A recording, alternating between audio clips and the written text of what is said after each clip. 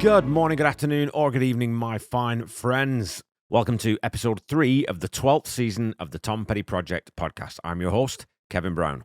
This is the weekly podcast that digs into the entire Tom Petty catalogue, song by song, album by album, and includes conversations with musicians, fans, and people connected with Tom along the way.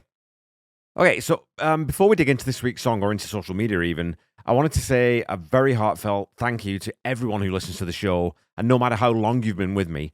This past weekend, the show hit a fairly significant milestone when it saw the 100,000th download, and that feels like a crazy number to say out loud. Over the course of the last, just over 3.5 years, I've talked about 132 songs over the course of 220 episodes, with the rest having mainly been conversations with, those musicians, fans, and people connected with Tom in some way that I always talk about in the header of this show. And I've said this before, but it bears repeating. This podcast has been an enormously positive experience for me. It's a huge positive part of my life. And I know that there are plenty of you out there that have in your weekly listening list. So for that, I am sincerely grateful and incredibly appreciative. Here's to the next 100,000 and beyond. Okay, over on social media, we were talking about last week's track, Counting on You. Over on Instagram, my pal Steve Ursel commented, yet another excellent song. I don't know Mojo in enough detail yet to say how it would fit there, but I agree with you, it has a touch of the Wildflowers, which can only be a good thing. This is in response to me saying that Counting on You has, to me, a real flavour of Mojo about it. And I can't wait to get to Mojo and introduce you to that record properly, Steve. John Paulson and I were contemplating whether Songs and Music from She's the One could be Tom's most underrated record, but I often think it might just be Mojo too. And I should tell people also, and I'll share this when it comes out, that Steve is going to be popping his podcast cherry very soon, as he was a guest on the brilliant show, The Power of Positive Geeking, which is hosted by my good pal and Ultimate Catalog Clash co-host, Corey Morissette. Steve and Corey are going to be talking all about the movie Rocky. And once that drops, I'll fire a link and you can hear Steve in person. He's a fine, fine fella, and I can't wait to hear his first ever podcast guest appearance. I really ought to drag you onto this show, Steve, at some point. We'll have to talk about that. On Facebook, my executive producer, Paul Roberts, took me to task over my rating of 7 out of 10 for Counting on You, and I really did waver between a 7 and an 8 on that one. I think on another day, I might have opted for the higher number. Anyway, Paul said, great pod, Kev. Thanks, Paul. But a 7? Come on, this is at least a 9. It's got a great laid-back vibe, and Tom's vocal delivery is top draw. And yeah, fair enough, Paul. I mean, I don't think I'd climb as high as a 9, but I think I could have my arm twisted quite easily to step 1 more point up to an 8. Now, JP Kaufman, on the other hand, wasn't quite so taken with it and wrote, I think the lyrics are hard to connect with for me, and the song feels like it would be kind of run-of-the-mill if it wasn't Tom and how awesome he sounds driving it. I agree with the 7. I love your thought about the lyrics coming from Rubin putting up magnets. That makes sense. The song's well constructed, good groove, but feels rather pointless. And this is the beauty of the subjectivity of music. I defend both Paul and JP's positions because music is about how it affects you. There aren't any, objective metrics that we can use here, so, it's just all down to interpretation. And if Paul and JP are on slightly different ends of the spectrum, that's all fine and well. On Facebook, Jack McNay offers this possible explanation for the term power glide, because I was talking about in the show in last week's episode that I wasn't too sure exactly what that was referring to, and I was even saying it might be a recliner or something, which, I don't know about that anymore, because Jack says, I always saw power glide as an automotive term, not unlike hear the engine knocking with both seen better days or hit cruise control and rub my eyes. While on Instagram, @CouplesRob suggested, I think a power glide is that move frontmen do on stage when they slide across the stage on their knees. So both of those definitely have merit, and I'd never actually heard the term, so I just did, as I was writing this, what I should have done in the first place last week and looked it up online. So, according to Wikipedia, the Power Glide is a 2-speed automatic transmission designed by General Motors. It was available primarily on Chevrolet from January 1950 through 1973, although some Pontiac models also used this automatic transmission after the fire at the Hydromatic factory in 1953. So this would suggest that Jack may be on the right track. Anyway, we finish up back on Facebook with Dana Strode, who writes, it's a 10 for me. I love his Harley, Cadillac, and airplane references. The melody of the chorus is just cool, and that's the hook. Dana then goes on to quote the chorus lyrics, and would definitely be in the same camp as Paul, I think, in loving this song, obviously. One last piece of business before we start digging into Counting on You is the result of the polls from the first 2 songs from Echo. So I've started putting polls up again on Facebook to see, how you rate each song on the album. So For Room at the Top, the result came back overwhelmingly at the top end. We had 96% of you giving the opener a highest possible 10 out of 10, as did I, while 4% ranked it a step below in the 7 to 9 range. And I'm suspecting that in that 7 to 9 range, I'm hoping it will be a 9 if it was specified. Last week's track Counting on You, I managed to muddle the poll options and had to repost it, so it wasn't as well attended, but it came back 87% in the 7 to 9 range and 13% as a top draw 10 out of 10. So it'll be interesting to see if anything from this album scores below that 7 to 9 range, and I'm hoping you enjoy seeing where other people rank these tracks. Alrighty, well, that's about all for social media this week. As always, there's a link in the episode notes to the song if you want to listen to it before we dig in, which we're going to do right now.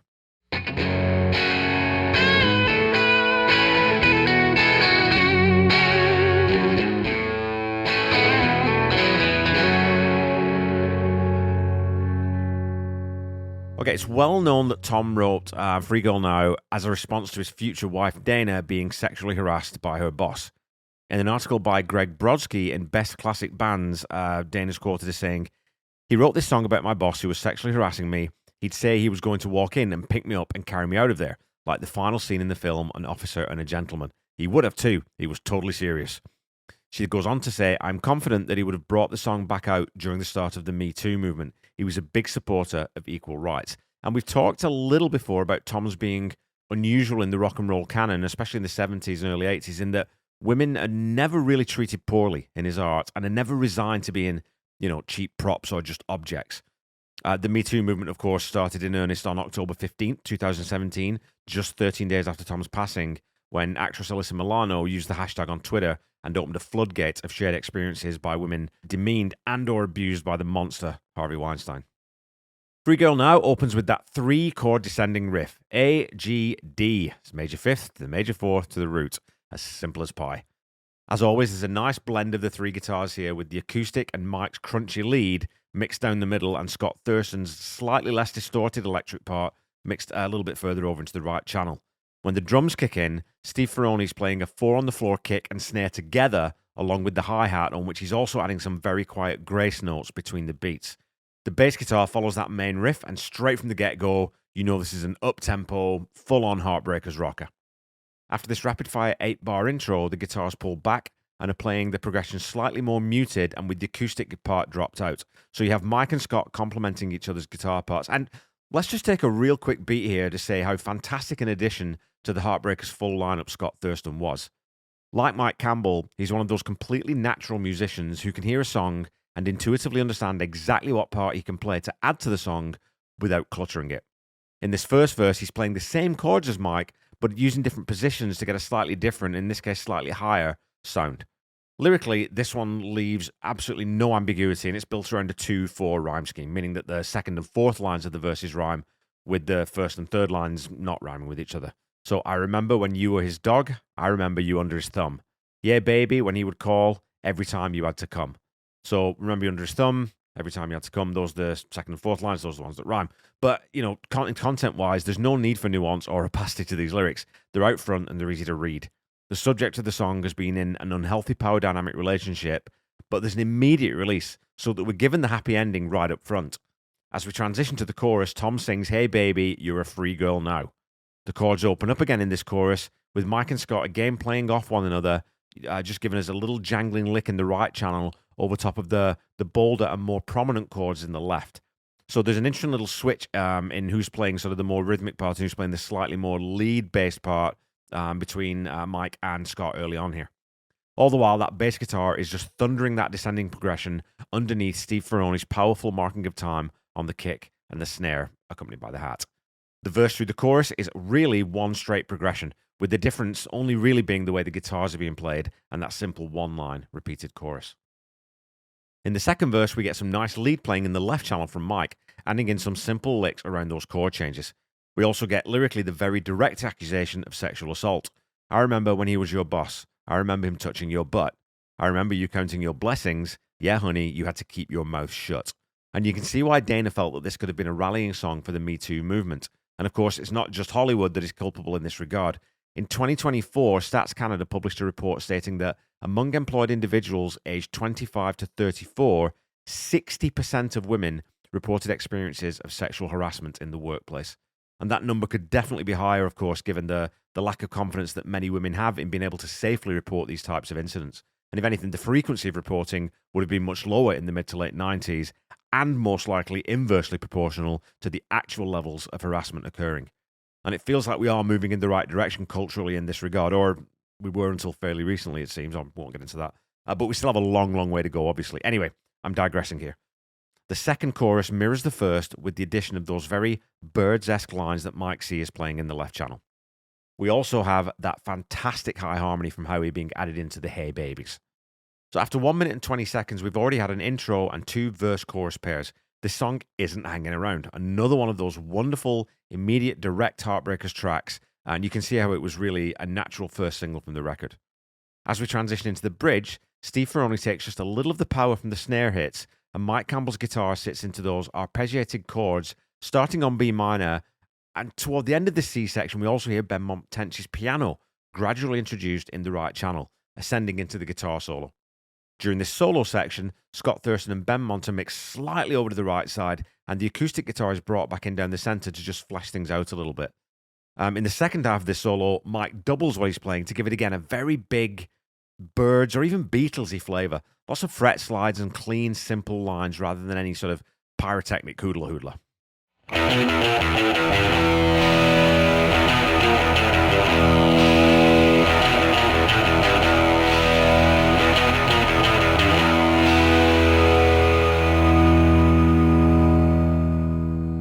Okay, folks, it's time for your petty trivia for the week.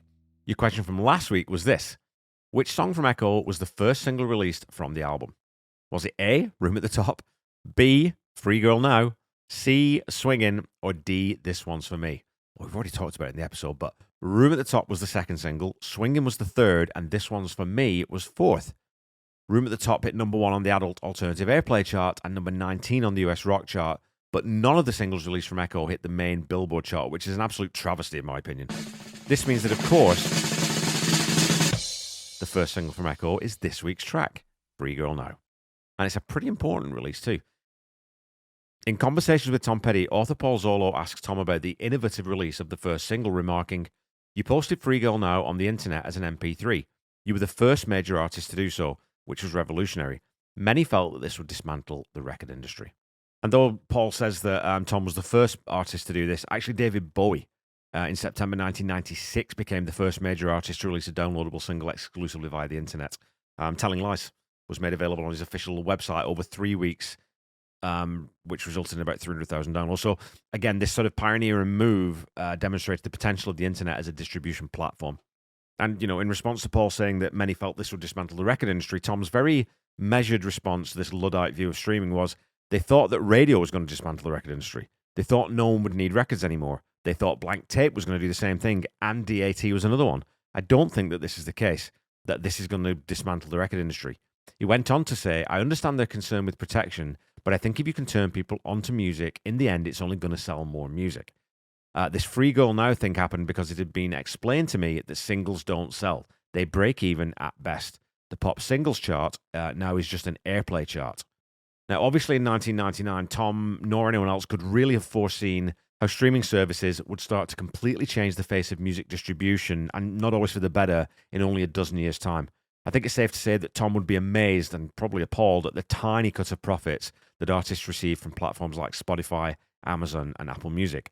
But he was more sanguine in his views in 2002 during an interview with Rolling Stone, saying, "It's funny how the music industry is enraged about the internet and the way things are copied without being paid for. But you know why people steal the music? Because they can't afford the music.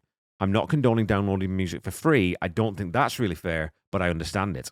If you brought CD prices back down to $8.98, you would solve a lot of the industry's problems.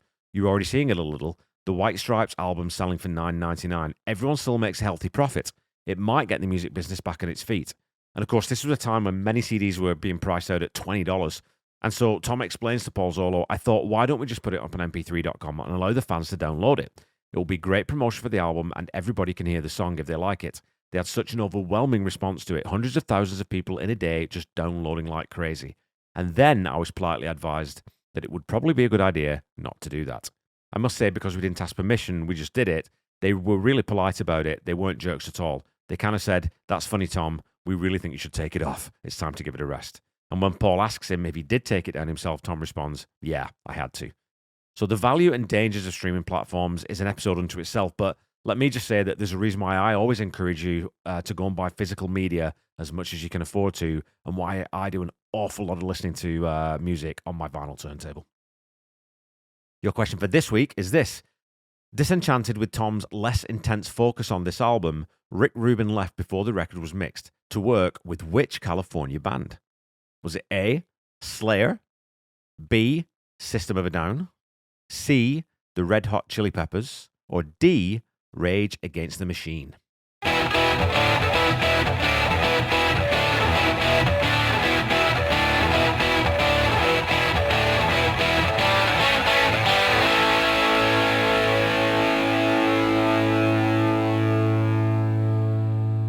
Okay, back to the song.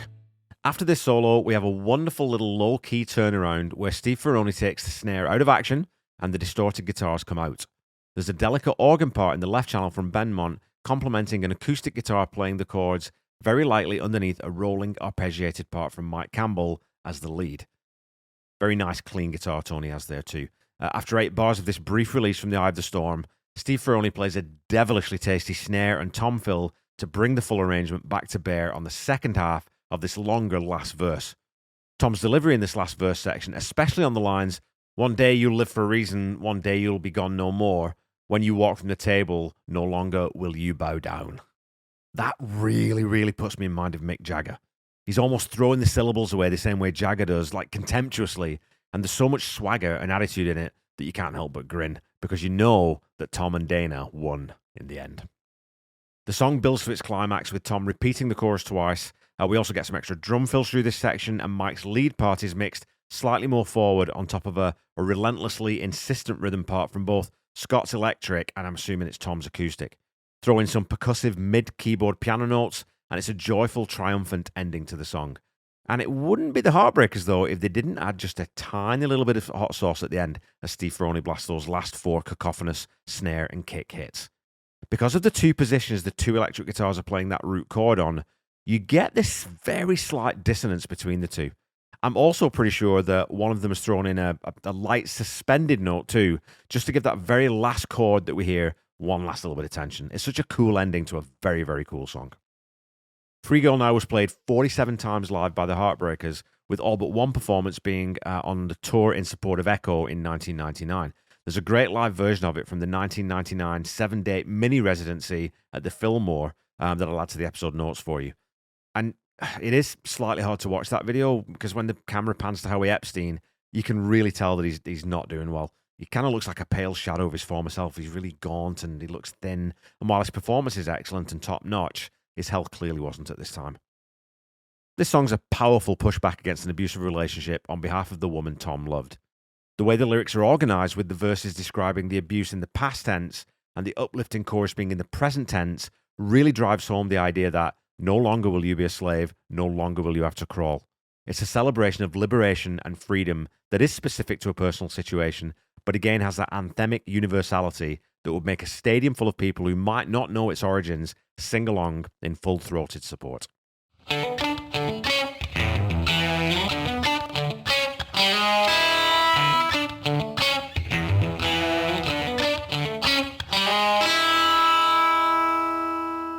Okay, Pettyheads, that's it for this week.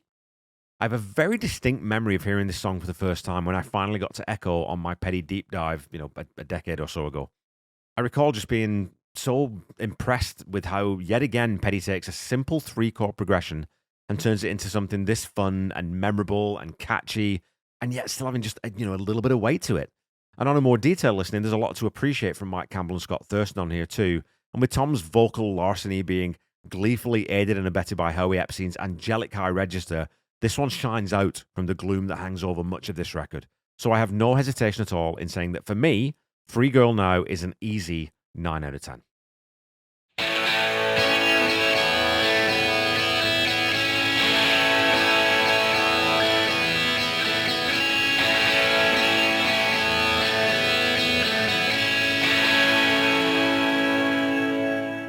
The The Tom Petty Project is a proud member of the Deep Dive Podcast Network. Go check us out at deepdivepodcastnetwork.com. You can also check out my other podcast, Seaside Pod Review, a Queen podcast that I do with my best friend, Randy Woods, as well as the Ultimate Catalog Clash that I co-host with my other great pal, Corey Morissette. And like I said, Corey's got an episode of The Power of Positive Geeking coming out with our pal Steve Ursel, and I will make sure that you've got a link to that, and we'll put it on social media, and I'll let you know about it when that comes out, because you really should go listen to The Power of Positive Geeking. Fantastic show from Corey. Don't forget to follow me on Facebook, Instagram, Threads, and YouTube at The Tom Petty Project, and on Blue Sky at Tom Petty Project. Go follow, like, subscribe as applicable, and again, please leave a review or a rating if you haven't already, including on Spotify. Keep talking to me on social media, and I'll keep reading out your comments on the show. And as a weekly reminder, the Tom Petty Project is not affiliated with the Tom Petty Estate in any way. When you're looking for Tom's music, go visit official streaming platforms, or better yet, go to your local independent record seller. Grab some actual physical media. You know what? Go buy yourself a CD player. Go buy yourself a record player. It's so much fun putting an album on a turntable. So much fun getting a CD and actually looking at the artwork. Go get something in your hands, folks. If you're looking for official merchandise, go to store.tompetty.com. And if you're looking for merch for this show, go to store.tompettyproject.com. Don't forget to check out the Tom Petty Nation and Tom Petty Fans Forever groups on Facebook. And make sure you check out Tom Petty Radio on Channel 31 on Sirius XM. Until we meet again next week, keep listening to and sharing Tom's music. Try to be kind. Try to say I love you to someone at least once a day. Stay safe and healthy, and I'll be back with you next week to talk about the melancholic fourth track from Echo, Lonesome Sundown. Bye-bye.